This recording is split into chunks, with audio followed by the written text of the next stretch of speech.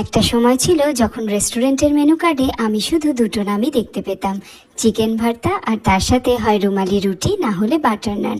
বাকি খাবারগুলোকে যেন পাত্তাই দিতাম না। রেস্টুরেন্টের মতো বানানোর জন্য সেদ্ধ চিকেনগুলোকে এইভাবে শ্রেড করে নিতে হবে। জিরে, দারচিনি, লবঙ্গ, ছোট এলাচ, জয়িত্রী, শামরিচ আর অল্প জায়ফল সাদা তেলে ফোড়ন দিয়ে দিতে হবে। তারপরে 3টে বড় সাইজের পেঁয়াজের টুকরো দিয়ে ভেজে নিতে হবে। এবার দিয়ে দেবো 3 চামচ কাজু বাদাম। খানিকক্ষণ ভেজে নেওয়ার পরে মিক্সিতে এটার একটা পেস্ট বানিয়ে নিতে হবে। এখন আদা, রসুন আর কাঁচা লঙ্কা বাটার মধ্যে দিয়ে দেবো হলুদ গুঁড়ো, লঙ্কার গুঁড়ো, জিরে আর ধনের গুঁড়ো।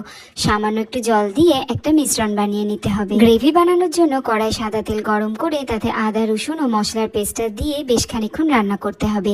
তারপরে দিয়ে দেবো পেঁয়াজ এবং কাজু বাদামের পেস্টটা। প্রায় 10 মিনিট মতো মশলা কষানোর পরে ফেটিয়ে রাখা টক দই দিয়ে দিতে হবে। পরিমাণ মতো নুন এবং চিনি দিয়ে মশলা আবার ভালো করে কষিয়ে নিতে হবে। এখন শ্রেড করে রাখা চিকেনগুলো মশলার মধ্যে দিয়ে 5 মিনিট রান্না করে চিকেন স্টকটা দিয়ে আরো 10 মিনিট রান্না করতে হবে। এরপর কয়েকটা কাঁচা লঙ্কা কুচি, ফ্রেশ ক্রিম আর টুকরো করে রাখা ডিম সেদ্ধ দিয়ে দিতে হবে।